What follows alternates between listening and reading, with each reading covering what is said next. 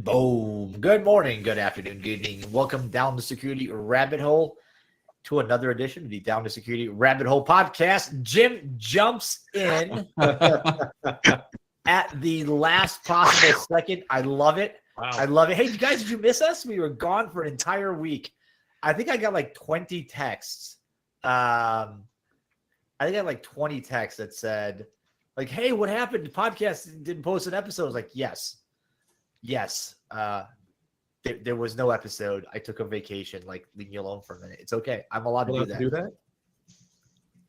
Yeah. Hey, Jim, it's I got a local recording not started. Please ask your guest to refresh their browser. So we'll just troubleshoot live. Just bear with us for a second. Jim, hit the refresh button on your browser. Roger that.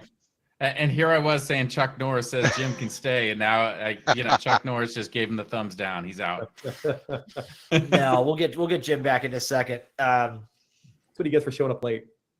Yeah, just reminds the way he snuck in there. It reminds me of dodgeball, where LaFleur shows up at the very end, and they have to put the vote to let him play. I give him a thumbs up. I like it. Jim can stay. All right. Like I said, we're back. I promise not to take any more long vacations in the next couple of weeks, so you'll have at least a couple more episodes of us.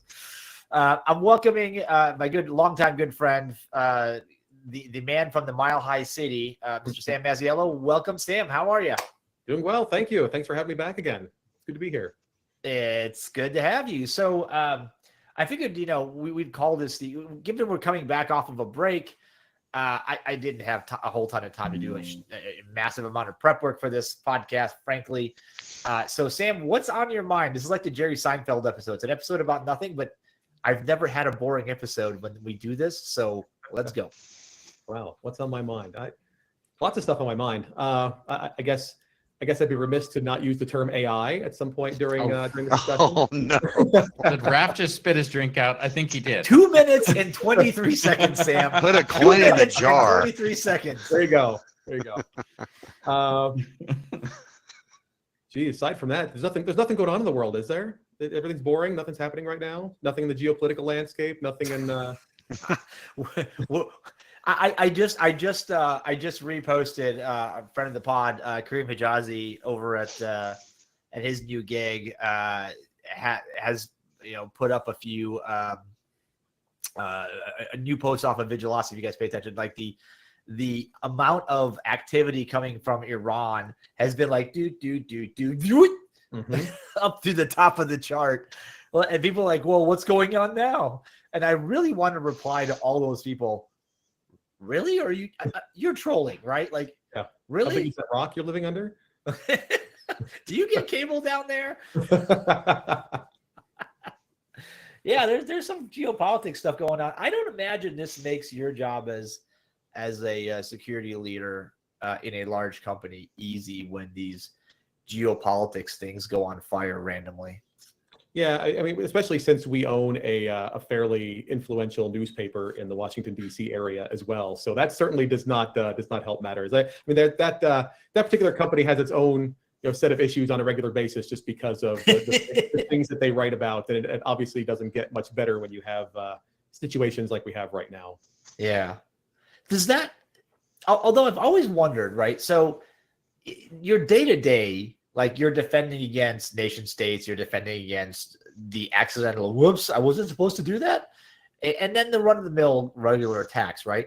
Like, new nation state activity comes out. Like, do you do anything differently? Or is it just like the fact that, okay, yeah, the Iranians are back at it. Like, okay, I mean. Yeah, I'd say there's certainly an increased level of diligence, but I wouldn't necessarily say that we're doing anything differently. Yeah, I mean, there's certainly awareness, right, that certain events can cause certain things to happen, or that may cause an increase in activity of certain kinds. But at the end of the day, right, we still have our jobs to do every day. Yeah, and so as long as we do our jobs and monitor the things we're supposed to monitor, we respond to things as they happen. We're not going to start doing a bunch of things without necessarily having a reason to do them. Right. Yeah, and that's what I've always wondered, like, because there's it used to be that if you're not, like your security posture was at baseline X, but if you found out like, hey, the Chinese are coming for your intellectual property, you'd be like, oh, okay, well, I can adjust things and move things. But I think we live in a world where like hypervigilance is just sort of the norm. Bullets whiz by your head every day, right? And it's not like you're going to suddenly go, whew, okay, the Iranians are done. Well, let me turn off all that equipment for a minute. Like that's not going to happen. Right.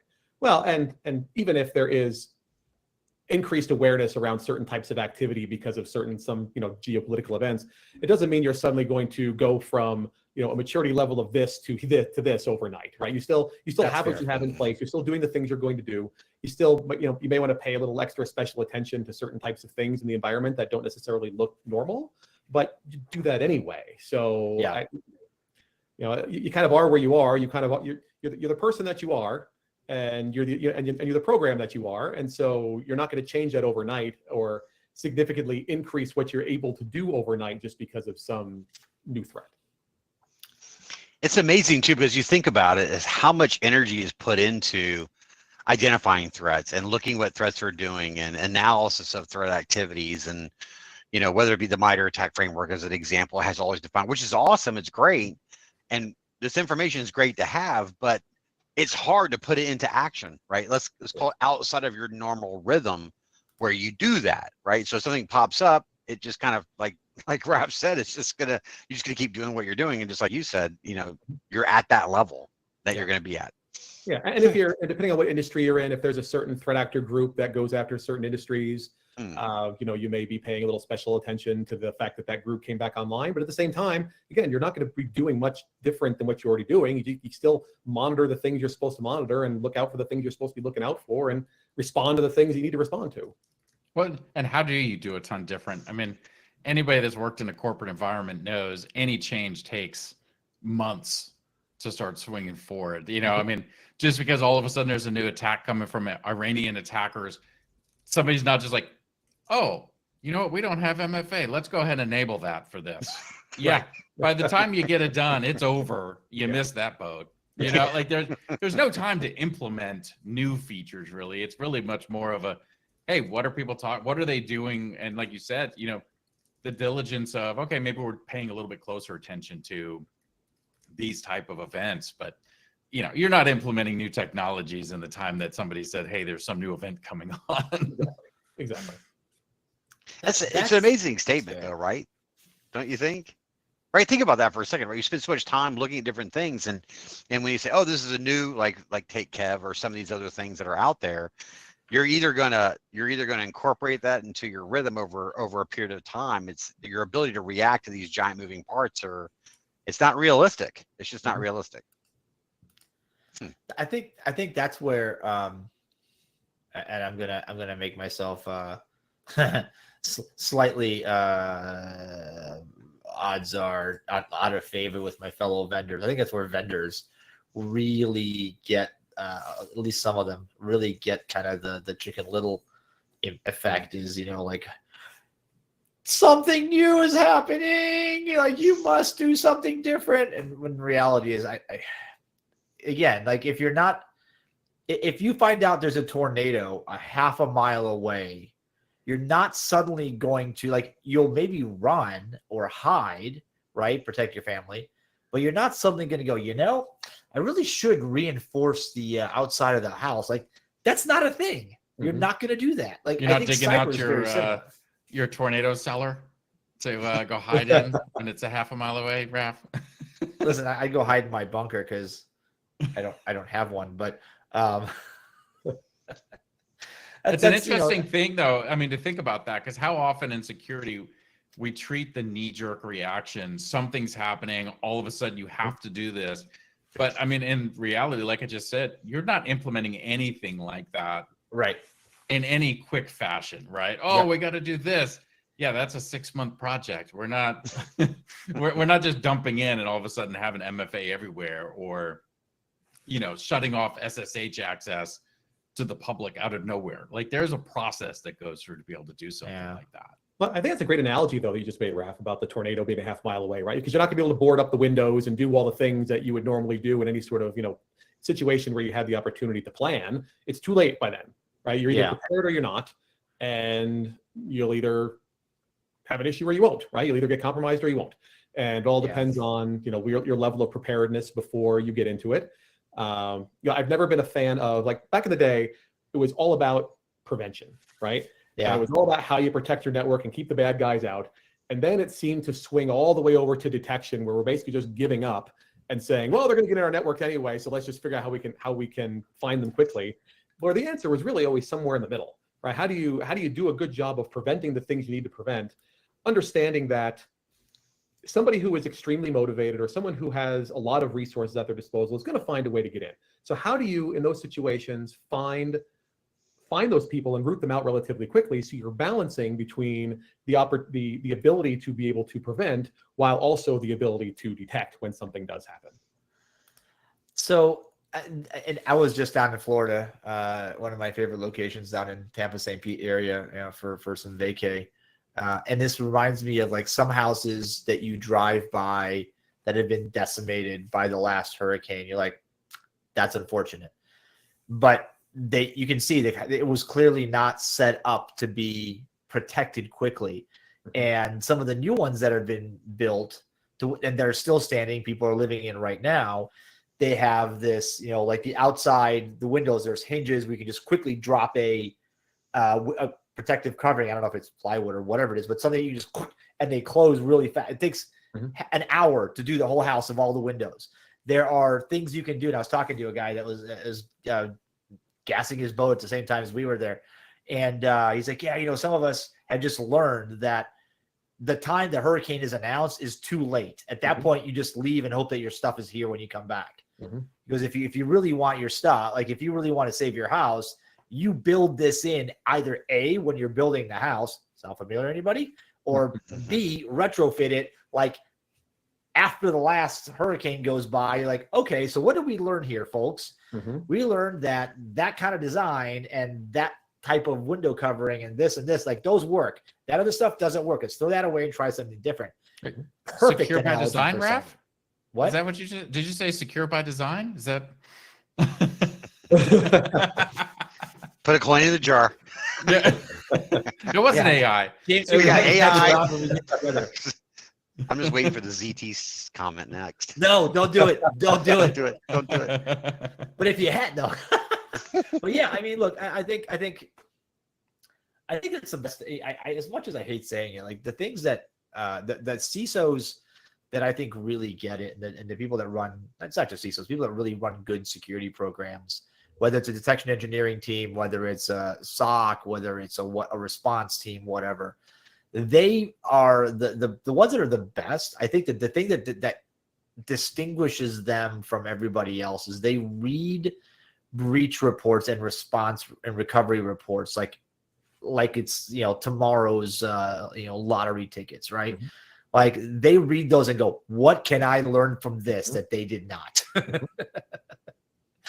And then you apply that, and that's the only way to survive, because attackers don't do the same thing twice unless it works, in which case, like, seriously, we should be learning from the past. I don't know. Well, you do get some of that though, right, Raph? I mean, you know, you get the hacktivists that pop out and they start doing DDoS attacks or something like that. Hopefully you've already learned from this and you've set up defenses that DDoS attacks are no longer, you know, like, okay, uptick in DDoS attacks, whoop-de-doo, right? Like you've learned from that.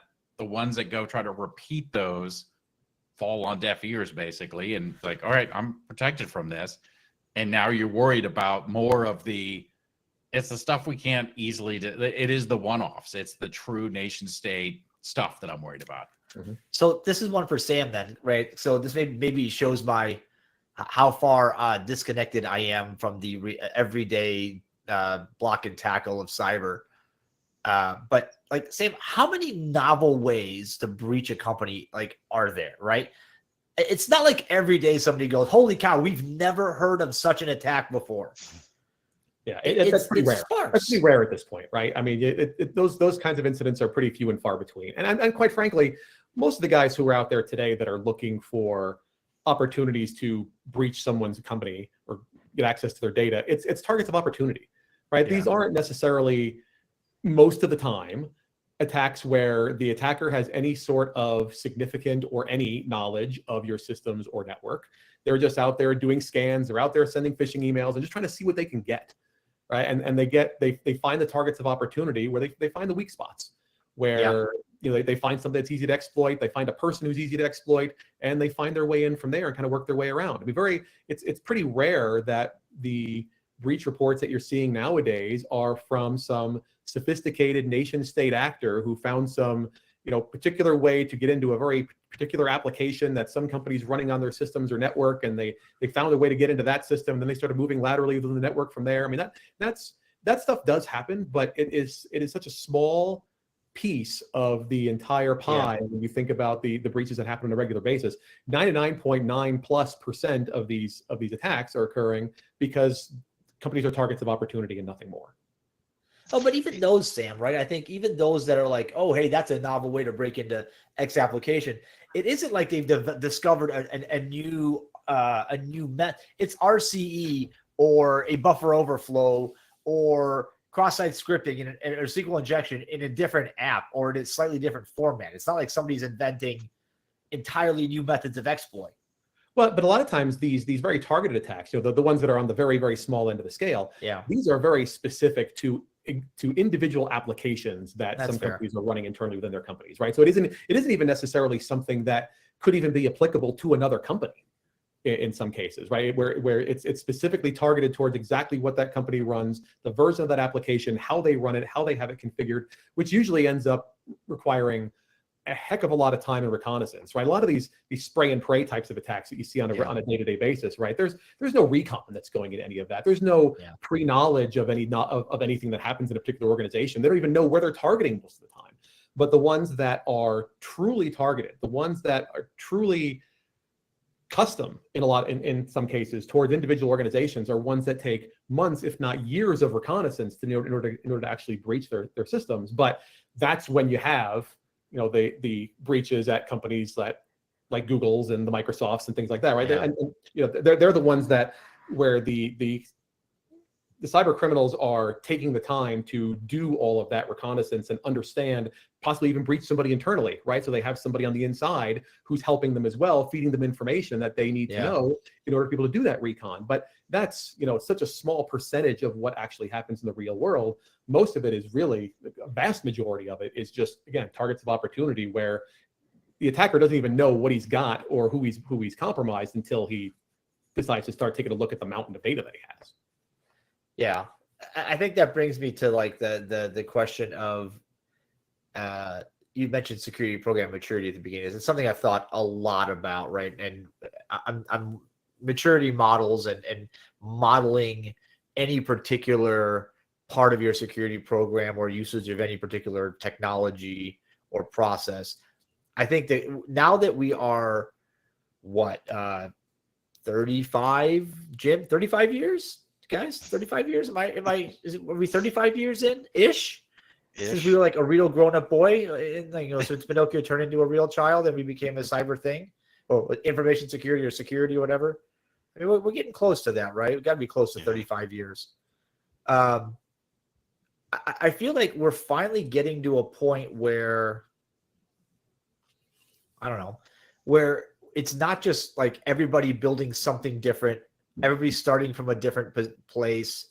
Everybody is unique, right? Sam, you guys in the CISO community, there's got to be like, here's what the baseline looks like now. Here's what a template for this kind of company looks like now. Yes, I would agree with that. So in our company, right, we own a fairly large portfolio of organizations that range from very small to very large. Yeah. And so the things that those companies are thinking about on a day-to-day basis relative to their threat profile, their threat landscape, how they potentially could get compromised, really does vary quite a bit from a larger programmatic scale, right? Because on one end, we have companies that have lots of PII data, lots of consumer data, lots of privacy regulations that they fall under. So lots of eyeballs that are looking in the event that something were to go wrong.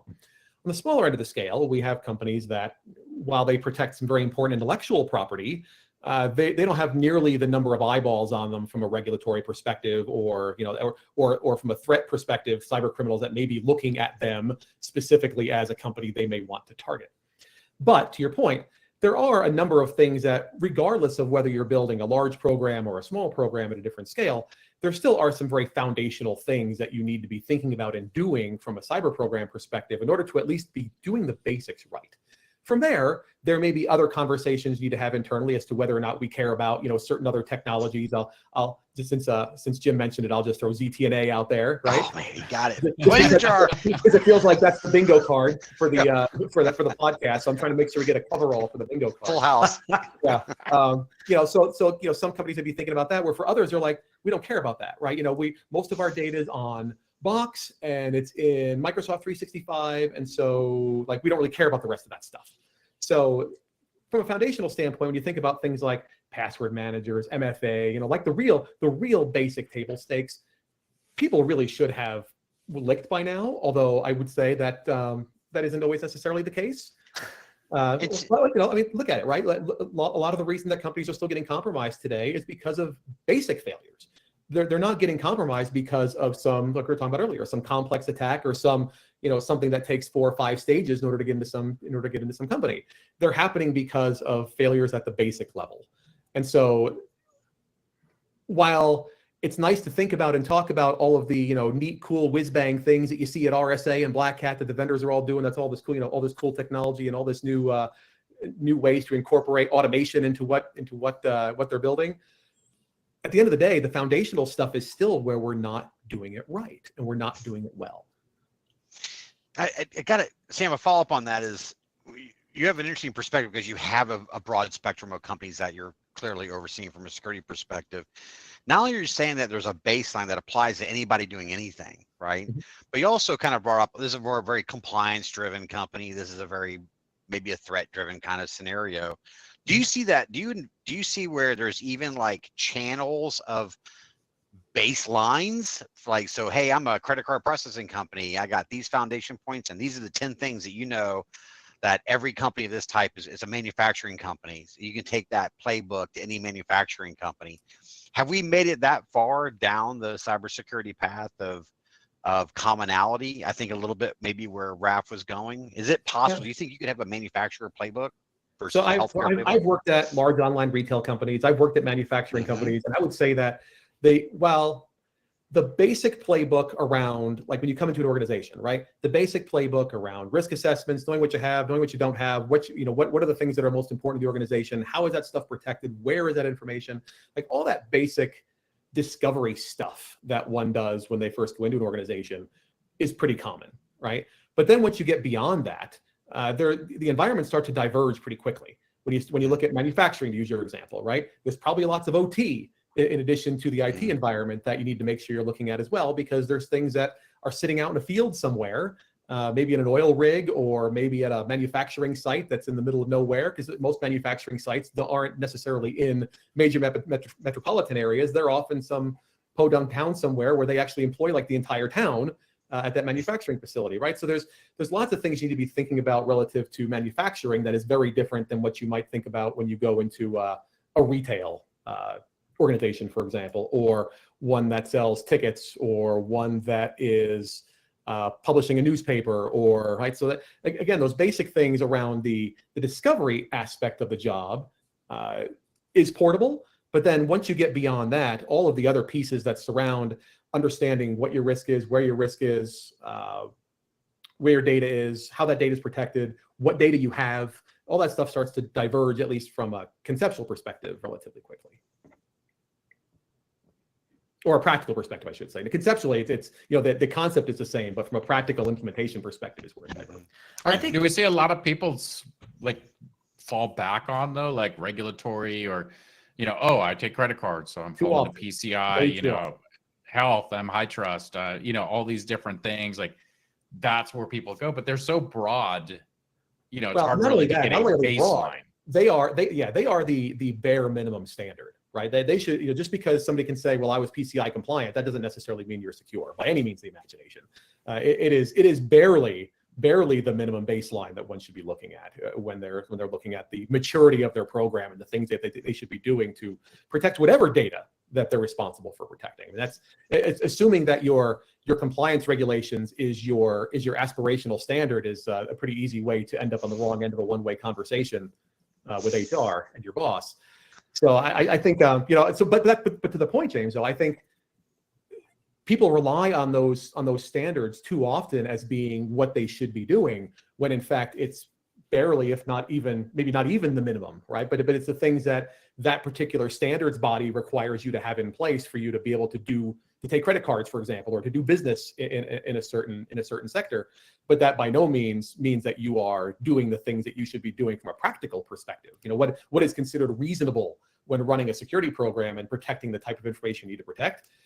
If you're relying on those compliance standards to be your roadmap and your shining star, that you're not going to last long. Well, and they could be misleading too, right? I mean, not everything. We say they're the baseline standards, but I wouldn't even say everything in any given one of those is something that I should require to have in my system, right? Like, okay, I'm following PCI, but is everything in there what I should be putting my focus on to get to that level before I start moving on? Or there's probably a ton of things outside of PCI that I should be doing before I should be even doing half of the stuff that's in PCI. Oh, for sure. Yeah. For sure. And there's a lot of, I'll just say, finessing of conversations that goes on with the auditors that come in, right? To make them believe that you're doing certain things that you're not actually doing, right? So, I mean, not only do you have something that's not even really considered a baseline minimum standard, and you're going below that. And scope, let's not forget scope, right? We can PCI scope iPhone. I think if you're playing the DtSR, you know what? That's it. I've decided we're gonna make bingo cards. Yeah. I'm gonna make some bingo cards, because if there was one for this show, somebody would have had bingo by now, because you guys are killing me with this. We're hammering it home. I come back from vacation to like, good Lord, what is happening? We lost the plot. No, but I like it. This is a good conversation. I think the lowest rated episode of all of them. Yeah. I think this is great, because it just reminds me that as old as this industry is, and young by every other department standards, but as old as we feel, age does not imply maturity, as my my professor used to say in class, and I think that goes for security programs too. Oh, for sure. And you think about some of the companies that have been around for a while, right? The older companies, a lot of them have grown a lot through acquisition. They have very heterogeneous environments. They have systems that have never been connected, right? So you think about the complexity of those types of environments, and the job of the CISO and the security team to understand where all the data lives. That might even just be on the network, much less all the data that's now being put into cloud environments where somebody in the marketing department has a credit card and can go out and just purchase whatever tool or system they want without necessarily involving the IT organization, and sticking data out into these cloud environments too. And so getting your arms around all this information is hard. Right. And I'm not trying to sound defeatist about it, but it makes the challenge of the CISO and the security teams extremely difficult, because of the fact that regardless of where this data is, it's part of our responsibility to make sure that we are helping to protect it. It's not just the stuff that's within the four walls of the headquarters building, or what's encapsulated within the LAN.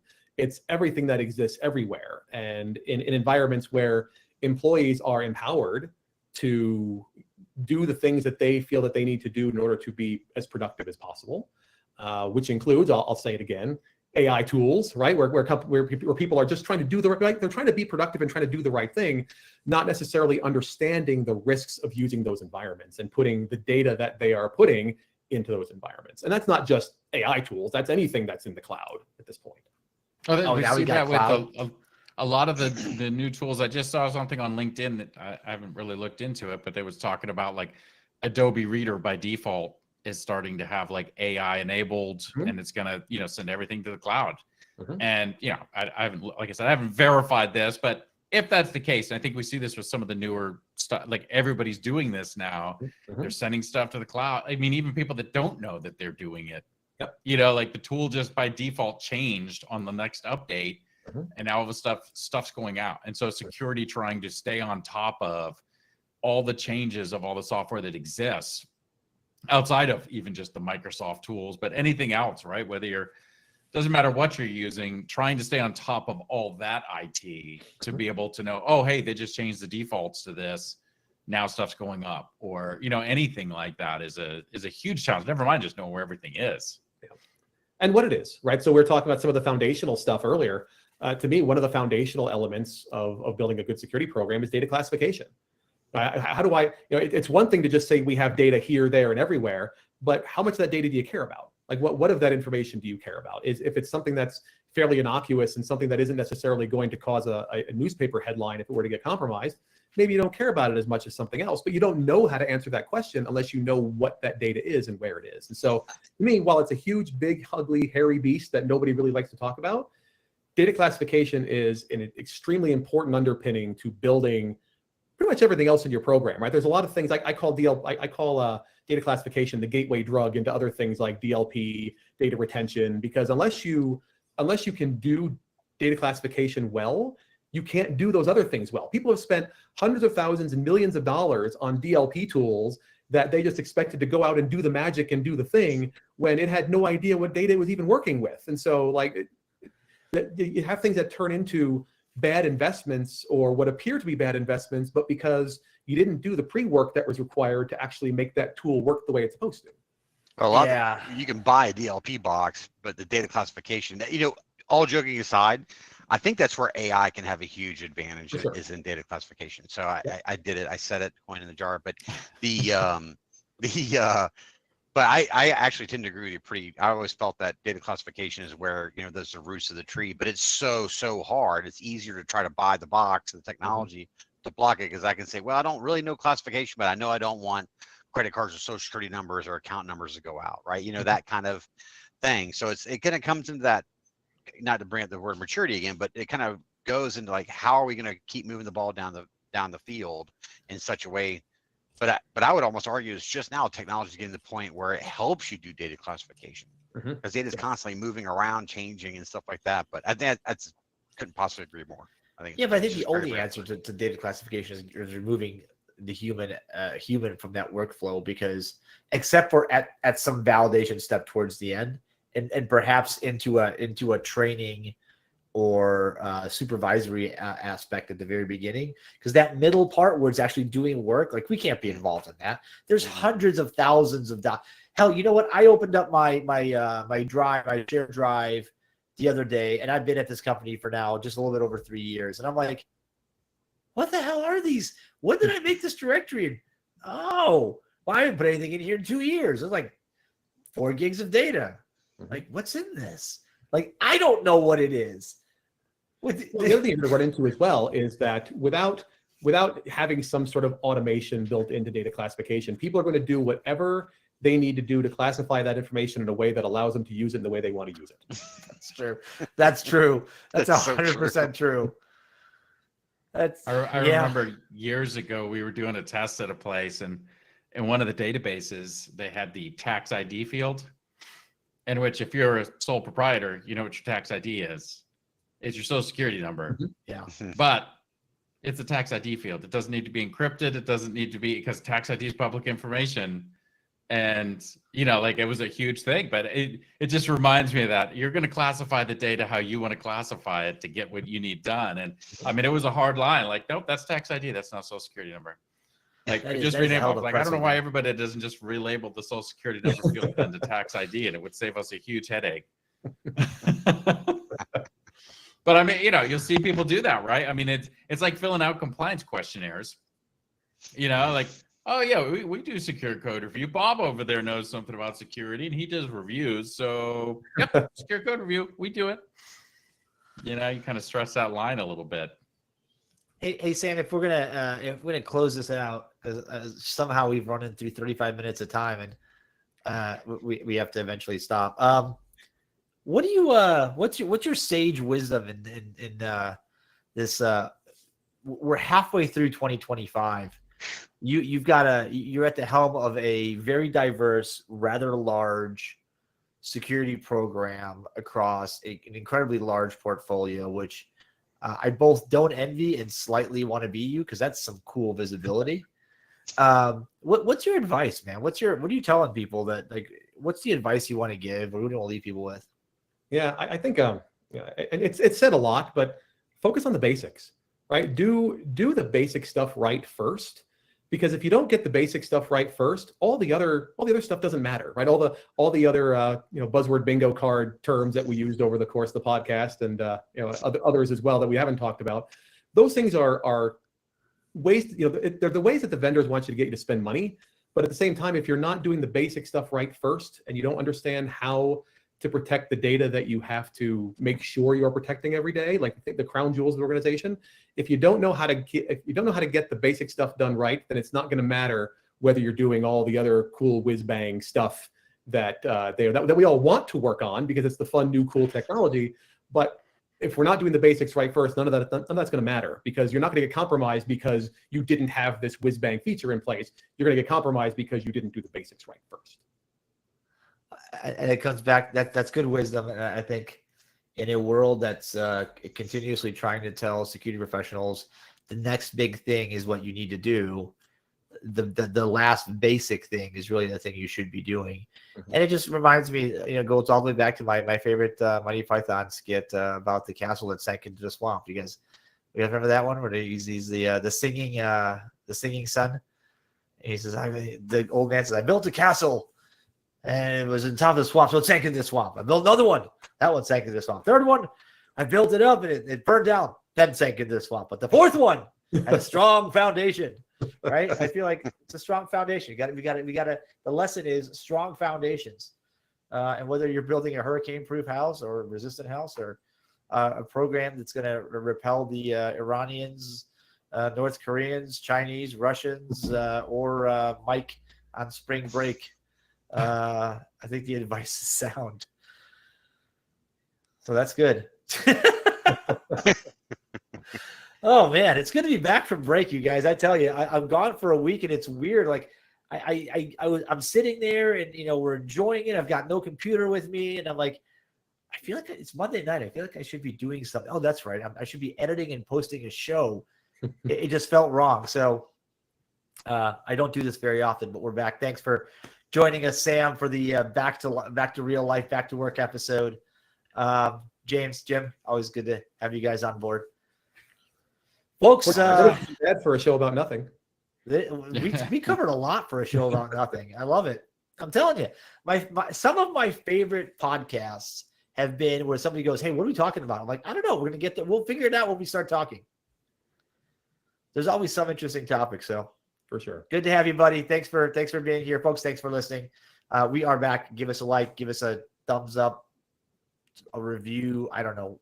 Follow, subscribe, do those things so we can reach your friends and continue to grow this audience. Thanks, guys. We'll talk to you another time, another place on another Down to Security